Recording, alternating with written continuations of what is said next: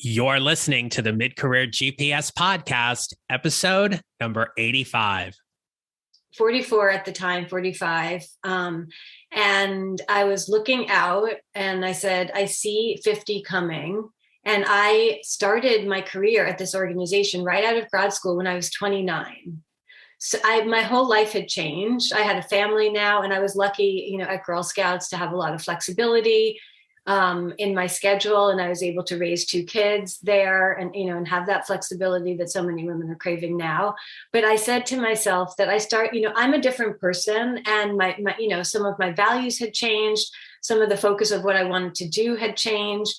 And I said, I don't want to turn 50 here. Many of us can relate. You spend a long time at an organization or in your respected field, and you have what seems to be that wake-up call when you realize you want something more. For today's guest, that is precisely what happened. Today, you'll meet Judy Schoenberg, the co-founder of EvolveMe. Judy is a career strategist and leadership expert for women in midlife career transition who are exploring a return to the workforce after a break or pivot in their careers. During today's episode, you'll learn what Judy learned from her time as an executive in the nonprofit sector that included a 15-year career working for the Girl Scouts of America. You'll also learn why everyone needs a mentor to help them along their career path, how the Great Resignation is really the Great Reset for Judy, and why FOSO, the fear of standing out, is holding you back from being the leader you are called to be. This is the Mid-Career GPS podcast, and I'm your host, John Nerrill. I'm here with you each week to help you find a job you love or love the job you have using my proven 4-step formula. It's time to start building your mid-career GPS, so let's get started.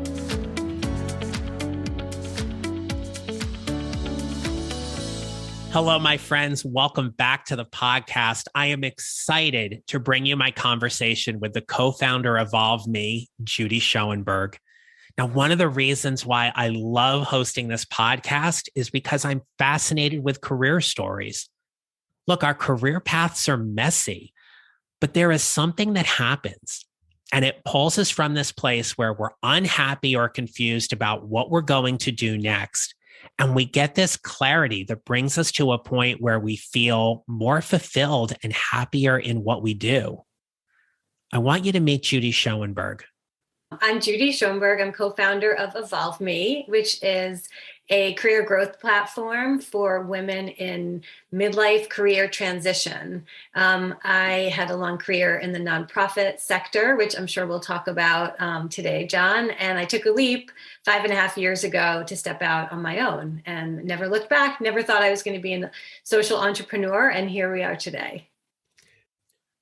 Heart-centered leaders and professionals don't simply flip a switch and then presto, they care about people. These are qualities that are ingrained in them from a very young age. Judy had big aspirations for wanting to help people. I wanted to be a judge when I grew up. And my friends used to tease me because I didn't want to be a lawyer. I wanted to skip right to the judge part. I don't think I knew exactly what it entailed, all the law school and all the studying to become a judge and all the steps in between. But I think that I was so passionate about fairness and equality in our society. And I thought that, I guess, from seeing on TV and in the movies, that a judge had a lot of power to help equalize things and to promote fairness in our society. And alongside that dream, I also, and I don't know how, I thought about how these two fit together, and there is a thread there. I also wanted to run an adoption agency. That was another thing that I wrote in my college application, I remember, about what I wanted to be. And I think that there's a theme about giving voice, to the underrepresented and being able to, again, promote equality and represent those who who can't do that for themselves. So I didn't do those things, but I definitely explored the law side early after college. Think about what you studied in college. And then think about how you are using your degree, both the technical information as well as the skills that you learned in your current job. Judy's passion for writing and research, both while in college and today, has served her quite well. I knew that going into college that writing was going to be central. So I decided to be a comparative literature major with French and English, because I also knew I wanted to go abroad and experience life in another country. And then I would say, my kind of passion for social justice and social change and causes and issues definitely started percolating up in high school, but it was really in college that I became more politicized. So I was very interested in women's studies and women's issues and causes and, kind of women's identities. And so I also minored in feminist and gender studies way back when it wasn't, as popular as it is today. Judy's experiences have given her the clarity and the connection for what she is doing today. As I'm talking about this, it really shows why I'm so passionate about what I do right now, that in my current role, I've gotten to rediscover a different kind of writing and also advocate for women, in their 40s, 50s, 60s who just don't necessarily have a voice so much in the workplace. So interesting, to go back to those majors and see how that thread came through. Remember, growing up, Judy knew she had a strong desire to help people.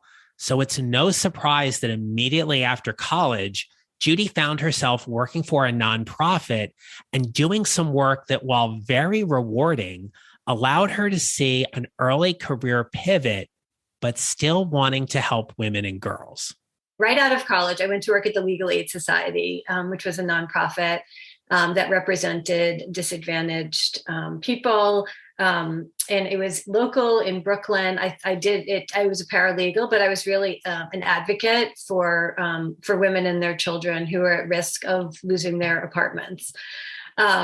And I did it to see if I wanted to go to law school. And it was a really challenging job because the women that I was working with had all sorts of problems. They were at risk of getting evicted, but they also, had domestic violence issues that they were facing, food insecurity, issues with their children. And I was almost like a social worker at 24 years old, working with these women and filing like part of a class action suit against the city to get them to be able to stay in their apartment. So it was really intense work.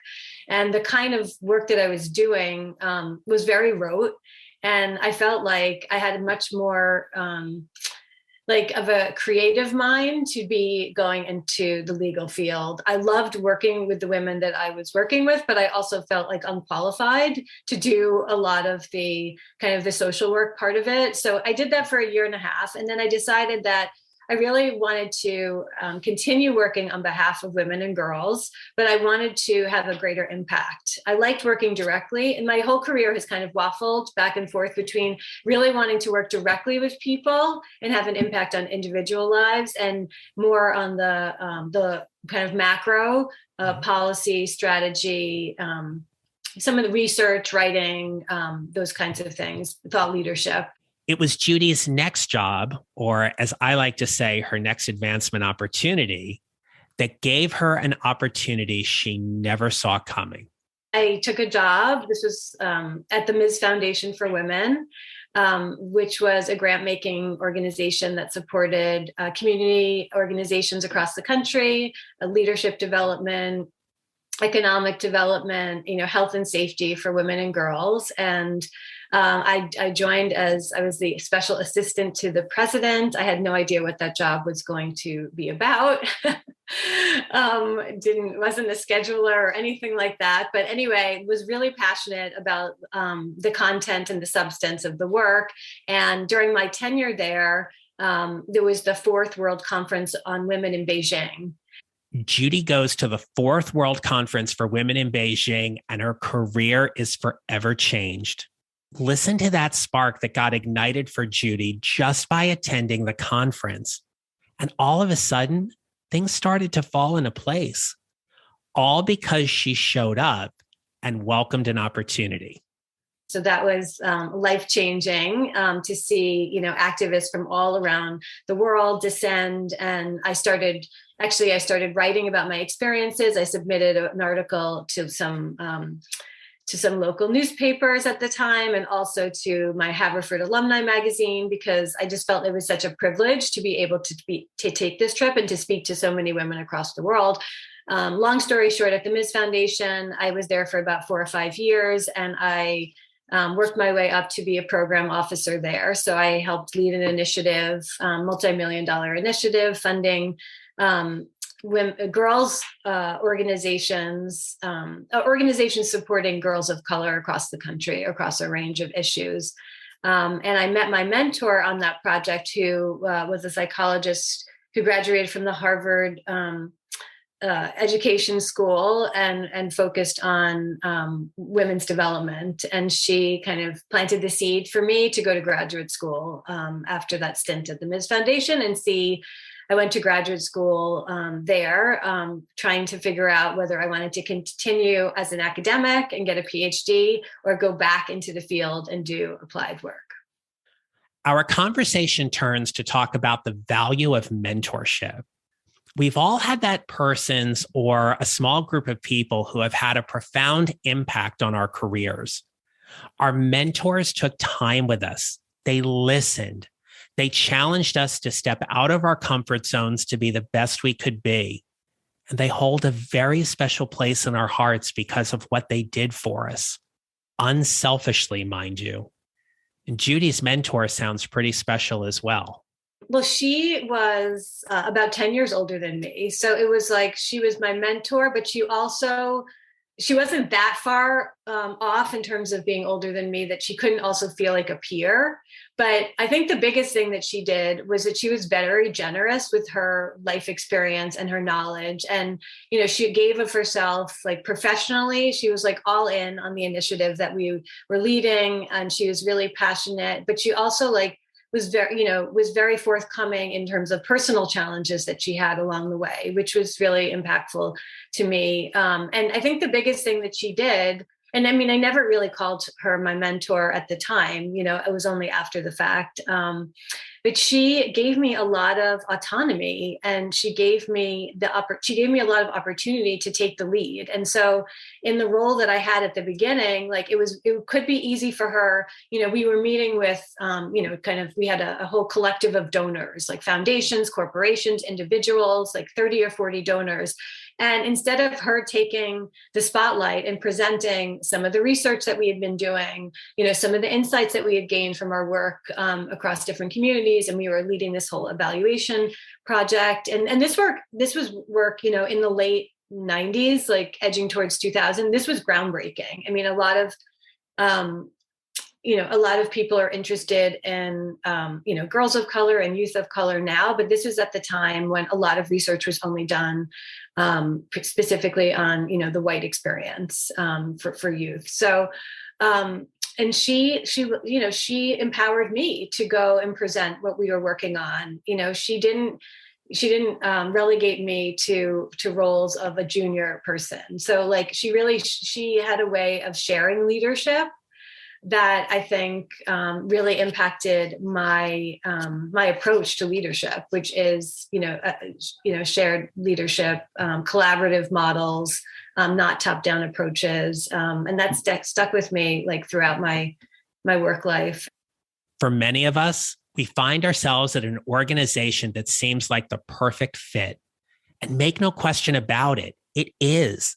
For that time, it's the place where we're supposed to be, learn, and grow. For Judy, this was the Girl Scouts of America. You can tell there is a fondness and appreciation for her time there. The highlights of my career were, first, it was such a perfect match for me. A friend of mine actually found, this was when roles were advertised in the New York Times, in print. And the role was a researcher writer of the Girl Scout Research Institute, which was just launched in 2000, which was when I graduated from graduate school. I'm dating myself, but that's okay on this show. Yep. All good. and he actually, he saw that there was like a quarter of a page ad, not just one of those tiny ads in the New York Times, for a researcher writer for this new institute that had started at Girl Scouts of the USA in Manhattan. And he's like, this sounds perfect for you. You should apply. And I was like, yeah, I don't know if I want to stay in Boston or go to back to the city. But it so happened that I applied and I hit it off with the hiring manager right away. They had actually done a search already for this role for a year, closed it down because they couldn't find the right person, opened it up just when I had seen the new posting. And I was the first person they interviewed after they posted for a second time and was offered the job right then. There was a lot of synchronicity there. And so what was really exciting to me, one of the highlights was that I was joining at a time when Girl Scouts of the USA was really trying to become more relevant to girls across the board, not just members. And so this research institute was set up to be a thought leader on girls' issues, girls and financial literacy, girls and social media, that was like bubbling up at the time, girls and health and safety, and the obesity epidemic was happening. We did a lot of research around that. And what was great was that I got to craft the research agenda with my manager. And so I worked on, countless, probably 20 or more national research studies. I got to co-lead the first White House research conference on girls in 2015. I also was at the White House for a big meeting on child obesity. Those were definitely highlights. I had a lot of media opportunities there on TV and in print. And I realized that I loved doing the research and I loved talking to girls themselves. And I worked with a lot of research firms as partners. And I loved having a team to work with. While working for the Girl Scouts of America, Judy found certain skills and opportunities where they were just great chances for her to branch out, open doors, and put herself out there. As mid-career professionals, this is what we do. It's an integral part of our overall growth and development. What I really loved, and what one of my intentions was to become more comfortable public speaking. So a lot of what I did was the research and the writing and the managing of the projects. And I pushed myself to start applying to conferences. So I, spoke at government conferences, educational conferences, industry conferences. And I really I lit up when I started sharing what we were finding, because I wanted to give a platform to girls' voices that were not necessarily part of discussions. And when people would come up to me and say, thank you so much, I hadn't heard that before, or this was so interesting. And I loved that aspect of the role. And so that's, I think, was fodder for me in my career transition, was to be able to do more of that. And as Judy's story progresses, like all of us, she had that mid-career moment. As you listen to Judy, pay attention to how clear she was about what she wanted and didn't. For many, it can be a real identity crisis. And that's one of the reasons why it's crucial to figure out whatever is next for our careers. Sometimes it's hard to pinpoint moments, but I do have a moment in this case, which was that I was 44 at the time, 45. And I was looking out and I said, I see 50 coming. And I started my career at this organization right out of grad school when I was 29. So my whole life had changed. I had a family now, and I was lucky, at Girl Scouts to have a lot of flexibility in my schedule. And I was able to raise 2 kids there and, and have that flexibility that so many women are craving now. But I said to myself that I'm a different person, and my some of my values had changed. Some of the focus of what I wanted to do had changed. And I said, I don't want to turn 50 here. I don't see myself signing on for another strategic plan for the next 5 years here. That I felt like I reached the top of where I wanted to be. At that point, I had gone through a number of restructures. Girl Scouts, like other national nonprofits, are not immune to changes, in the landscape, and had gone through a number of restructures.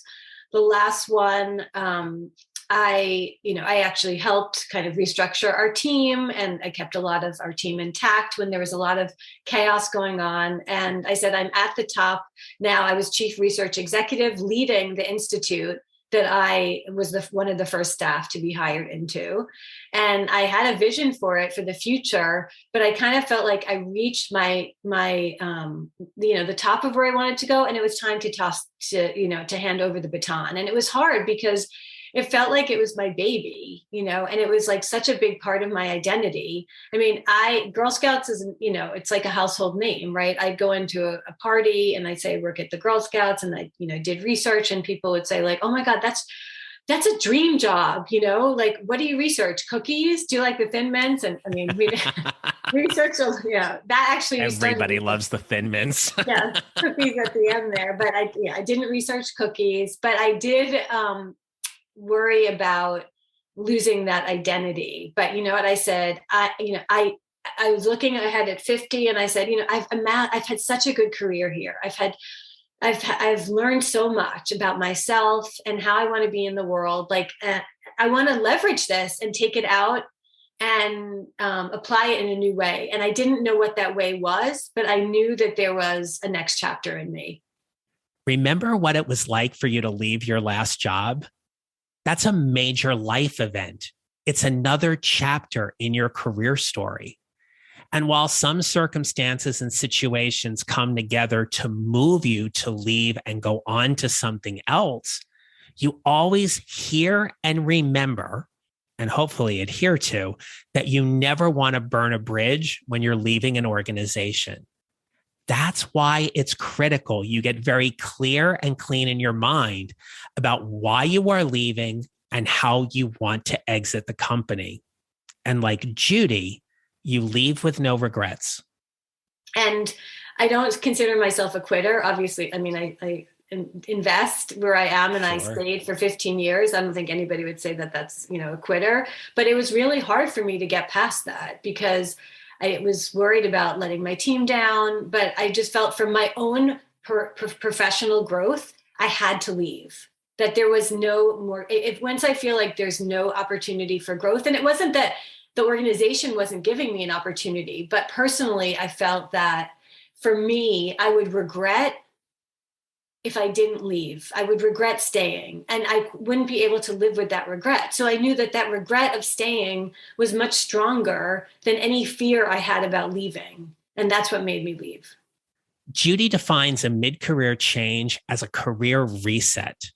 Like many of you, you've been thinking about what a career change is like, in part because of what's happening during the pandemic. When going through any career change, you evaluate the important things to you for that next position. Maybe it's a better title. You want more money. You want more or less responsibility, or you just want to go work in a different industry. The best part is, in your reset, you get to decide. For Judy, her reset was based off of one clear parameter for success. For me, it is midlife, this career move that I made was very much about a reset. And that's a lot of the work that we do with women, that we work with in EvolveMe now, which is that, this is an opportunity to realign who you are, what you love, who you want to be, with your values of who you are now. You asked me very early on, what did I want to be when I grew up? Nobody ever asked you that, right? After you're like, 11, 12, even 12 is pushing teenagers. Teenagers like, I don't know, whatever. People stop asking, and we talk about this a lot, in our programming. Nobody ever teaches you how to decide that. And, what we always say, and this is true for me, it's not too late to revisit some of those questions. So like, what do I value now? What values motivate, what motivates me? What wakes me up? What lights me up? What do I want to see,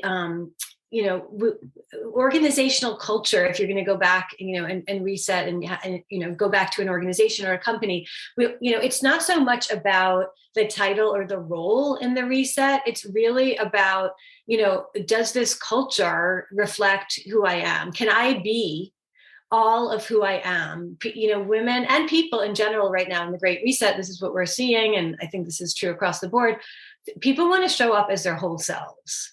And so when you come across like an organizational culture or, people or, that you're reporting to that don't let you be that person, like it's going to be a turnoff, and it's not going to produce your best work either. So it hurts, performance and productivity for the organization, and it kind of squelches happiness, for the employee. So I think that, and reset is all about like resetting your values, resetting your view of success.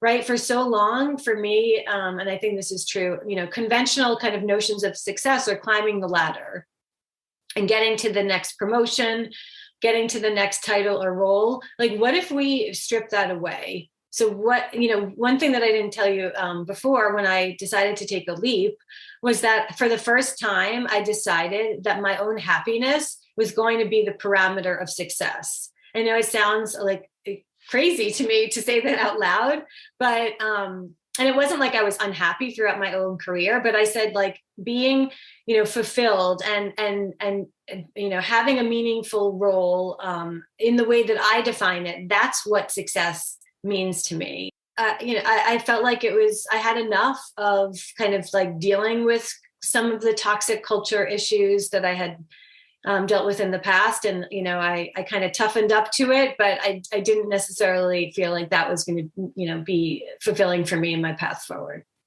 Previously on the podcast, we've talked about ageism and how it's a harsh reality as you navigate any career transition.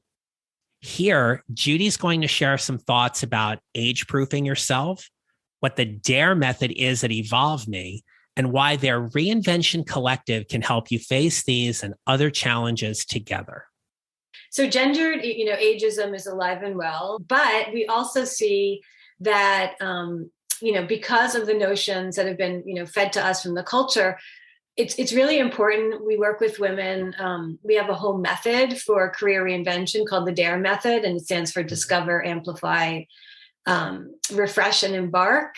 And it's really important. That's part of our Reinvention collective cohort programming to be able to do this discovery work. That's the first part of this inner work, is saying ageism exists in the culture, but how does ageism live in you? How does internalized ageism show up for you? What do you think is capable, women in their late 30s, 40s, 50s, 60s are capable of? What is the mindset that you're bringing to the table when you walk into networking meetings, when you're making new connections on LinkedIn, in interviews? So really important to check yourself.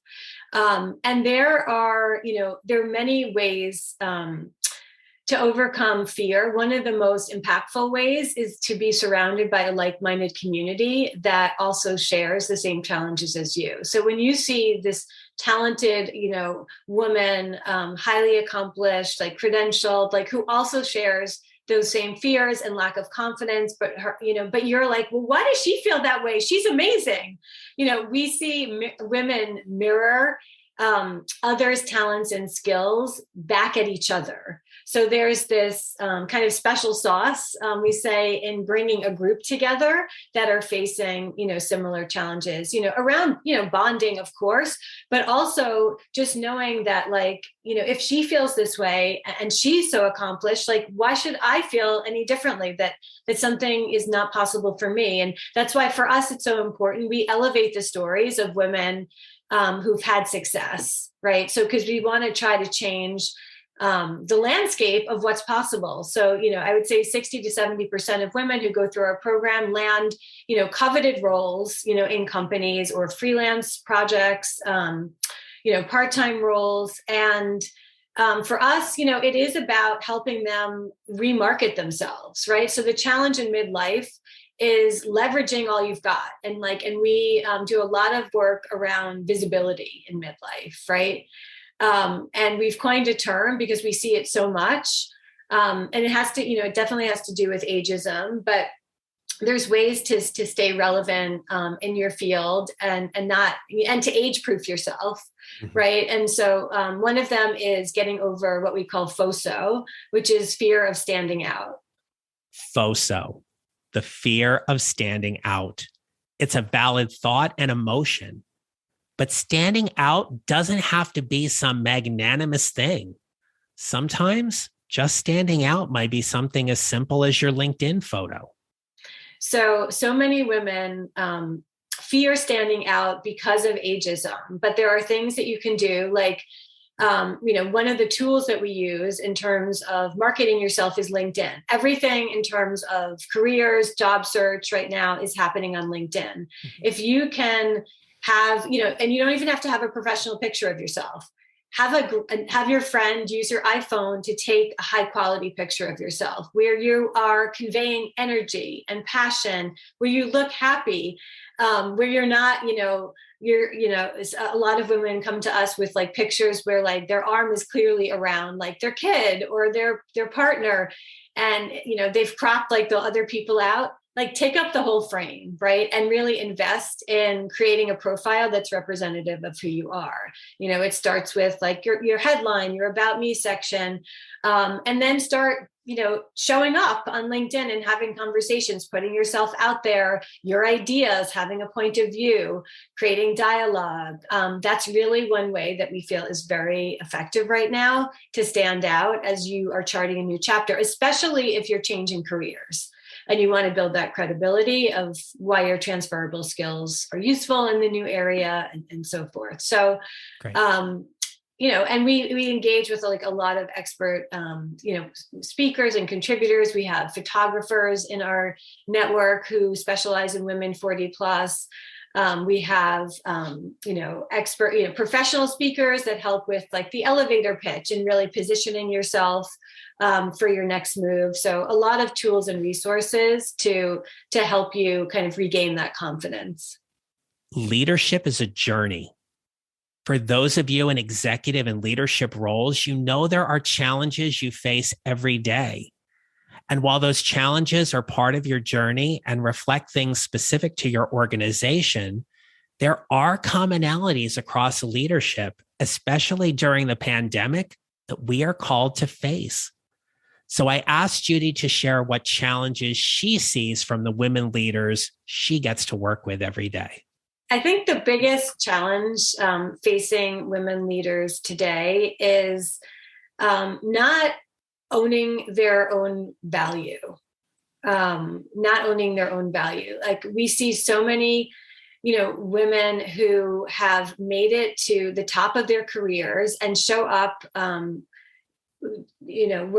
coming to us because of lack of confidence. And this is like really baffling to us. I mean, because these are highly, educated women, like lawyers, management and it cuts across industries, management consultants, designers, academics who have really have a crisis of confidence. And I think that, so many women leaders today that we work with, like are in, pushing upwards of 40s, 50s, 60s, and they do feel irrelevant. And so I think that with right now, one of the bright spots, and I think that this is kind of, an impact of COVID, is that for the first time in many years, we're seeing more women get promoted in 2021 than ever before. At the same time, there's so many women who are still out of the workforce. So I think that, women need to, own their own value and then take the next step, which is what we're seeing in the women's entrepreneurial community, and bring up other women along with them. So, pay it forward, lift up other women, support other women, amplify the voices of other women who, you work with, or who, whose like ideas get taken in meetings by other people. It happens in such subtle ways, but I think that the women, who are in leadership roles are incumbent upon really leveraging, the value that they have, putting forth, new models of leadership, because we see so many women kind of rejecting, the top down notions of leadership and really being collaborative, as I'm talking about. But I think the next phase is to bring other women along up with them. And across all the organizations and companies that I've worked for in the nonprofit sector, I'm seeing that more and more of women entrepreneurs helping other women entrepreneurs. And that's really encouraging to me, about this potential. As we start wrapping up, I asked Judy to share what advice she has for you to help you build your mid-career GPS. The most important piece of work that so many people don't spend enough time in is start where you are and start at the beginning, and what I mean by that is do the inner work to gain the clarity of taking assessment and gaining that self-awareness. That's everything of what you love to do, what lights you up, what talents you have now, what skills you have right now, what you're good at. And what you love to do and what you're good at might be different things. And that's like that important piece in the Great Reset. You get to choose what you want to lift up, right? We have, so many women come to us and they just want to send their resumes out. And we don't, start there. We do have resume, review and refresh as part of our work, but we say, okay, you have your resume. What are you targeting it for? Like what kinds of roles? Well, they say, I don't know. Well, you're not going to be successful unless you put the time in the beginning to get that clarity of direction. And, and sometimes it's not the first thing. The first thing that I did, after I took a leap wasn't the thing that stuck, but it got me one step closer. So even if you're, spending time getting one step closer, that is going to be more beneficial for you than just like sending resumes out into the ether, cold calling. You really need to spend the time up front to get real with yourself, and again, like nobody, gives us user manuals to do this in midlife. And that's why having, moving forward with a group of people that are in the same stage and age often as you is so helpful, because look, you can Google some of this work, right? You can Google your way, into a career transition, out of a career transition, but you'll spend a lot more time spinning your wheels if you don't kind of do it with some structure. And so like this, in our method, that first piece is always about doing that inner work. And then you can go and develop a new pitch. And then you can go into your resume and your LinkedIn. And then, you show up, the more clarity you have, the more people can invest in you. Right? Because the more clear you are about what you want to do, when you talk to somebody, then they'll be able to plug in, oh, who do I know in my network who I can connect you with? Oh, I saw this opportunity. This might be great for you. If you're not clear, other people are not going to be able to support you. Learn how you can connect with Judy and learn more about EvolveMe's upcoming Reinvention Collective. And then make sure to keep listening as I share a few thoughts with you about today's conversation. Wonderful, John. Thank you. Yeah, we're really excited. My co-founder, Linda Lautenberg, and I lead cohorts of our signature virtual training program called the Reinvention Collective. That is a 12-week program that is self-paced online, and you come live with us once a week for 10 weeks. And we have sessions where we bring in expert speakers and we do collaboration sessions together to kind of gain that accountability and that momentum. We launched a few years ago, and we've had such success with women who have completed the collectives that we're really excited about doing it now in this phase of the Great Reset that we're in. And so we'd love for you to see if you're a match for the collective, and for you for listening here on the podcast. We want to offer you a one-on-one complimentary session. See if you are eligible for that. And we have a link for those strategy sessions where you can see if you are a match for the collective. It's breakthroughsession.work. You can also learn more about the Reinvention Collective and all that we do. We have a great blog called How She Did It, and for women who have made it to the other side of career reinvention, which is really inspiring. If you can't see it, you can't be it. You can find lots of information about the Reinvention Collective and the women we work with at www.evolveme.work. So those are your best places for resources. And you can also always reach me at judy@evolveme.work. Great. And I'll have all of that information in the show notes so people can go back there and check it. But Judy Schoenberg, thank you so much for spending some time with me and all of us today on the Mid-Career GPS podcast. It's been a pleasure. Oh, it's been such a great conversation, John. Thank you for, I love, the opportunity to reflect too on my own journey and share it out. And great questions. I really enjoyed the conversation. Judy Schoenberg never forgot her childhood dreams of wanting to help people. She parlayed those dreams into a wonderful career that saw her at several nonprofits and holding several executive leadership roles. But without question, the work Judy gets to do today with her co-founder, Linda Lautenberg at EvolveMe, is probably her most fulfilling work. She gets to help women who've experienced a break or pivot in their careers determine what their next role is like. Thank you, Judy, for spending some time with us today. Now, as you build your mid-career GPS, I want you to remember to not overlook the critical step about reflecting on why you want to do something else, why that next organization is important to you, the value that you're going to bring to that organization, and why you are of value to them. And if you're looking for some support to help you navigate toward that next step in your career, I'm inviting you to join my private Facebook group called Your Mid-Career GPS. Here, you will join a fantastic group of professionals who, just like you, are trying to figure out whatever is next for their careers. You'll get support, information, and tips to help you navigate that next step in your journey.